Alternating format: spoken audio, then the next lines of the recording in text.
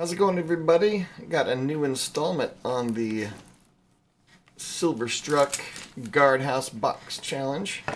Bam! How's that for a thumbnail? That'd be kind of cool. So I stopped by Liberty Coin Service and I found some really cool stuff. $25.94 per ounce. Boom. Focus, will you please? Focus. There we go. So let's see what they got. What I got. So I got a an OPM mushroom bar. These you don't see very much anymore. Ohio Precious Metals used to be a really common thing to find everywhere. I mean, back in 2008, I think it was 2008. That was like the generic. That was like the APMEX round. Every coin shop you went into just had piles of the OPM rounds. And this isn't sealed. Somebody taken it out and taped it shut. So I'm going to remove it fully and protect it. It's just a bullion bar, but it seems like they've become collectible. Oh man, there's goo. Tape goo. Don't use masking tape in precious metals. So there we go. Look at the mirror finish on that.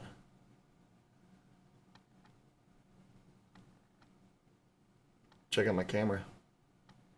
Boom. Samsung NX Mini.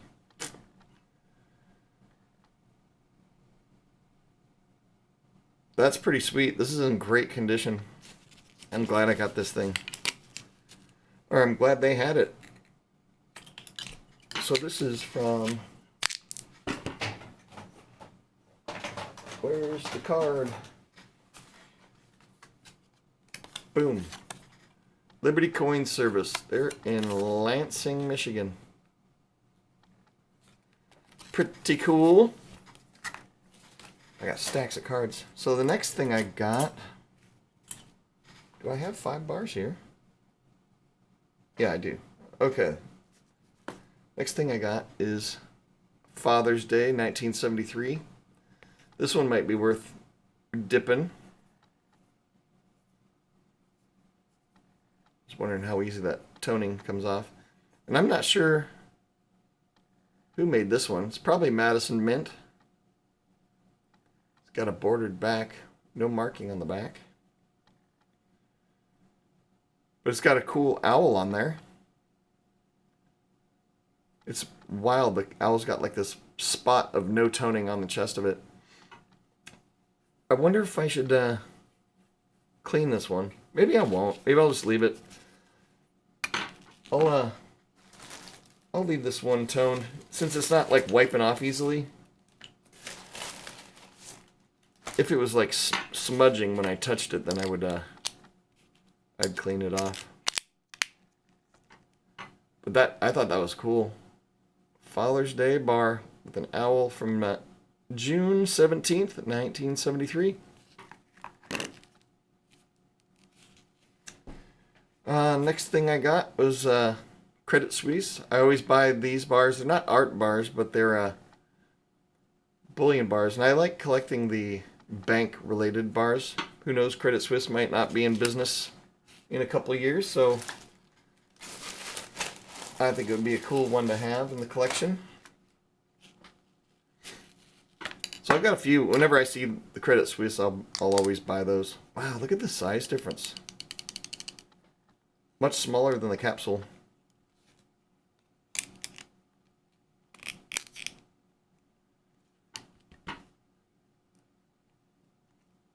Now it's crooked.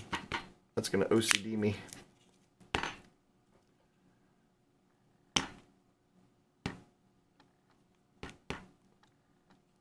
Man.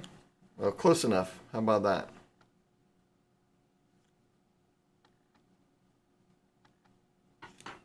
I like these bars. Next item I got is a really good condition Great Lakes Mint bar. This one's a Merry Christmas 1973. 1973 is kind of the heyday of art bars. That's when they really cranked out a lot of arbors. I think they started probably in the 60s was when the art bar thing started, but there's hardly anything from the 60s around. Most of it got melted, I think, in the 80s. But this thing is in really nice condition. You don't see the Great Lakes ones. At least I never see the Great Lakes ones in this kind of condition. This was a cool score.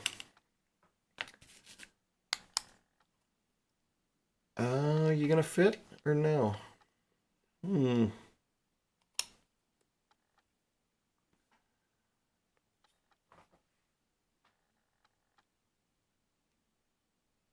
This one's gonna require some trimming. So I'll have to deal with this like the Bache bars. Somebody said that I can just take a Dremel and cut out one of the walls, and that will give it enough room to close on it. So darn it, that wouldn't fit. So I'll deal with that with the Bache bars. And then the last item I got, which I thought was super cool. A lot of people will not think it's cool, but it's an old Silvertown bar. And on the back, somebody had inscribed, "To Becky and Kip with love, 6/27 of 2015 from JJM." So, a lot of people, let me drop it. A lot of people might think, oh, this is crap, a damaged bar, but I view this, I view silver and gold as money. And whoever JJM is, that person obviously cared about Becky and Kip enough and gave them this with love, this silver bar.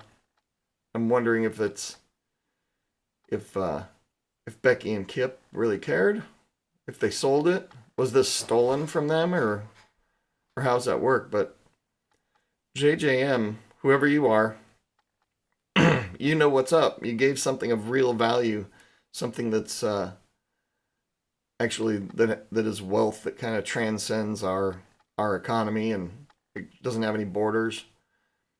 I thought this was the coolest thing ever, so I'd snap this up. And most people would never buy this because they think this is ugly on the back.